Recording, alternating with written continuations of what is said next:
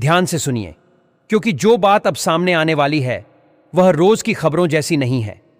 यह उन लोगों से जुड़ी है जो सालों से एक ही उम्मीद के सहारे जी रहे थे कि कभी तो वह दिन आएगा जब उनका नाम भी पक्के घर वालों में गिना जाएगा। अब वह इंतजार अपने आखिरी मोड़ पर है।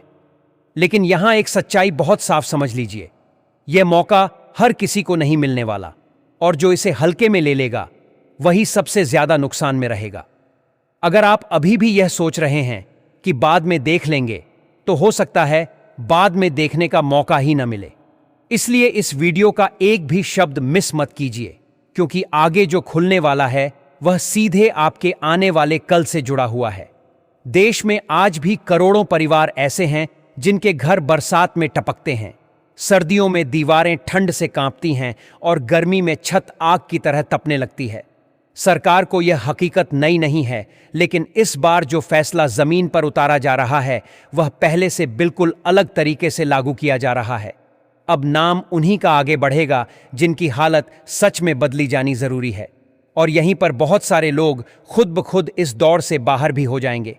अब जरा एक पल रुकिए और खुद से ईमानदारी से सवाल कीजिए, क्या आपका घर आज भी ऐसा है जिसे देखकर कोई साफ कह सके कि यह पक्का मकान नहीं है?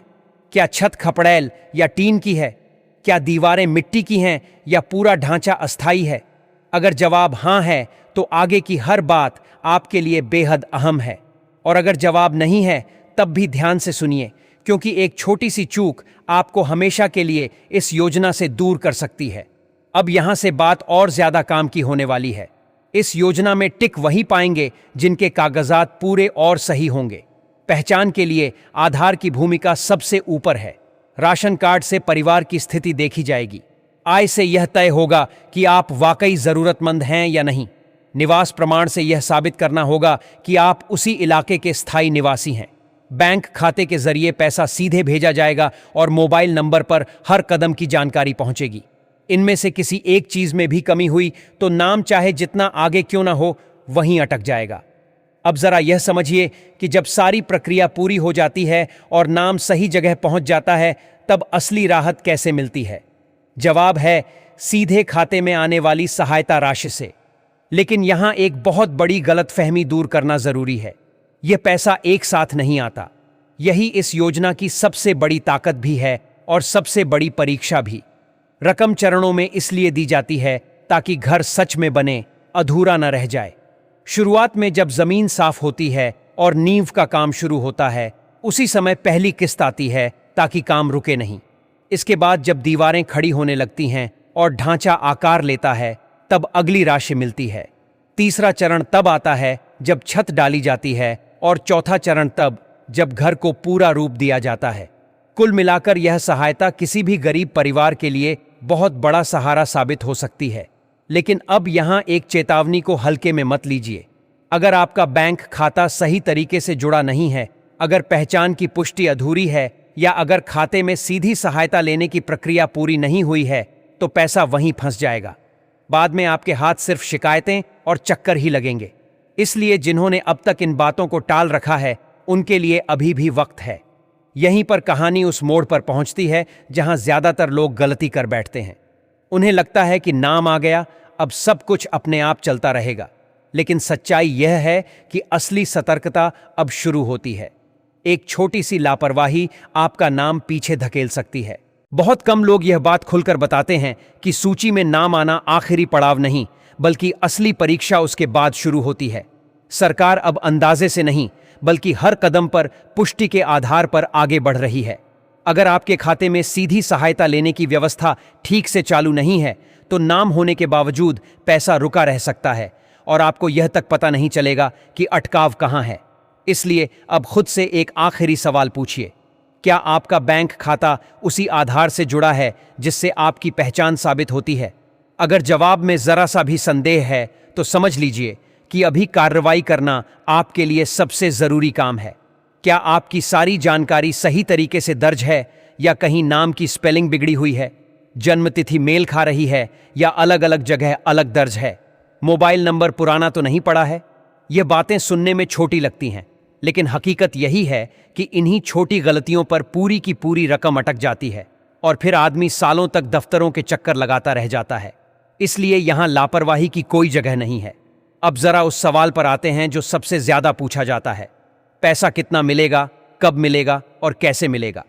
लेकिन सच यह है कि असली सवाल यह नहीं है। असली सवाल यह होना चाहिए कि हर चरण पर आपको क्या करना होगा, क्योंकि इस योजना में पैसा इंतजार देखकर नहीं, काम देखकर आगे बढ़ता है। जब पहली बार खाते में रकम आती है तो इसका सीधा मतलब होता है कि सरकार ने यह भरोसा किया है कि अब घर बनाने का काम जमीन पर शुरू होगा। अगर इस वक्त काम नहीं हुआ या जांच में गड़बड़ी दिखी तो आगे का रास्ता अपने आप मुश्किल हो जाता है। दूसरी किस्त तभी खुलती है जब साफ नजर आए कि दीवारें खड़ी हो रही हैं। तीसरे चरण में छत का काम पूरा होना जरूरी होता है और आखिरी चरण तब आता है जब घर पूरी तरह रहने लायक बन जाता है। यह पूरी व्यवस्था इसलिए बनाई गई है ताकि पैसा सिर्फ कागजों में नहीं बल्कि ईंट पत्थर और छत में बदलता हुआ दिखाई दे। अब एक और बात जिस पर अक्सर भ्रम फैलाया जाता है, गांव और शहर के नियम। बहुत लोग पूछते हैं कि क्या गांव और शहर में अलग अलग नियम लागू होते हैं। जवाब सीधा है, जरूरत दोनों जगह एक जैसी है। तरीका थोड़ा अलग हो सकता है, लेकिन मूल बात वही रहती है कि जिनके पास आज भी पक्का घर नहीं है वही इस दायरे में आते हैं, चाहे पंचायत हो या शहर का वार्ड। इसी तरह लोग यह भी सोचते हैं कि राज्य बदलने से नियम बदल जाते हैं। यहां भी साफ समझ लीजिए, उत्तर हो या दक्षिण, पूर्व हो या पश्चिम, पात्रता की नींव एक ही है।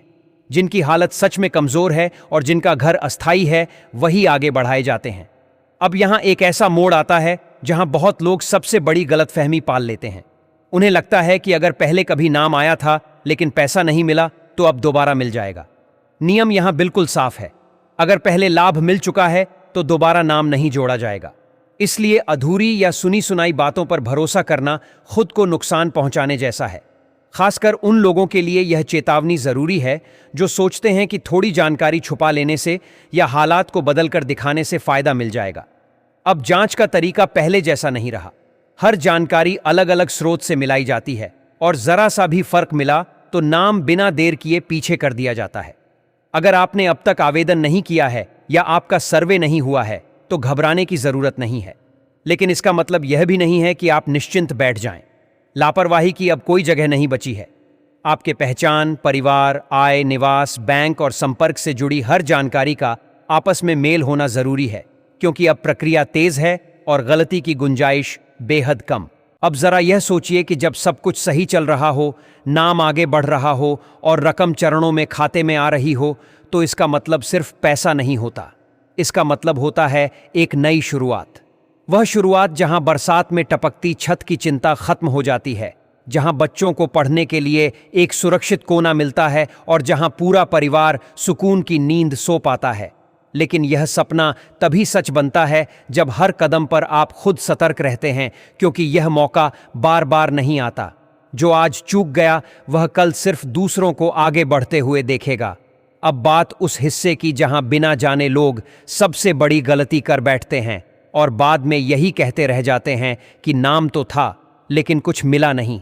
यहां से जो बात समझनी है वही सबसे अहम है। यह योजना सिर्फ कागजों पर नहीं बल्कि जमीन पर होने वाले काम पर चलती है। मतलब फाइल पूरी होना ही काफी नहीं है। हर चरण पर यह देखा जाता है कि काम सच में शुरू हुआ या नहीं। जिन लोगों ने यह मान लिया कि पैसा आ जाएगा और बाद में कुछ करेंगे, वही सबसे पहले सूची से बाहर होते हैं। जरा कल्पना कीजिए, जब पहली किस्त खाते में आती है तो उसके साथ उम्मीद भी आती है कि अब निर्माण शुरू होगा। अगर इस समय काम की शुरुआत नहीं दिखी तो अगली रकम अपने आप रुक जाती है। यही वजह है कि बहुत लोग पहली किस्त के बाद ही अटक जाते हैं और फिर सिस्टम को दोष देते हैं, जबकि असल में चूक उनकी अपनी होती है। दूसरी बड़ी गलती होती है सही जानकारी समय पर अपडेट न करवाना। कोई मोबाइल नंबर बदल लेता है, कोई बैंक में अपडेट नहीं करवाता, कोई आधार में पुराना नंबर छोड़ देता है और फिर कहता है कि कोई सूचना नहीं आई, जबकि सूचना आई होती है, बस गलत नंबर पर। इसलिए आगे बढ़ने से पहले यह छोटा सा काम सबसे जरूरी है। अब खुद से आखिरी बार पूछिए, क्या आपने कभी ध्यान से जांचा है कि आपके खाते और रिकॉर्ड में दर्ज जानकारी पूरी तरह सही है या नहीं? नाम की स्पेलिंग, पिता का नाम, जन्मतिथि, गांव या वार्ड का नाम, यह सब मामूली लगता है, लेकिन पूरा सिस्टम इन्हीं पर टिका है। यहां गड़बड़ी हुई तो पैसा सिस्टम में ही फंस जाएगा, और अंत में उस भ्रम को भी साफ कर लीजिए जो गांव और शहर को लेकर फैला हुआ है।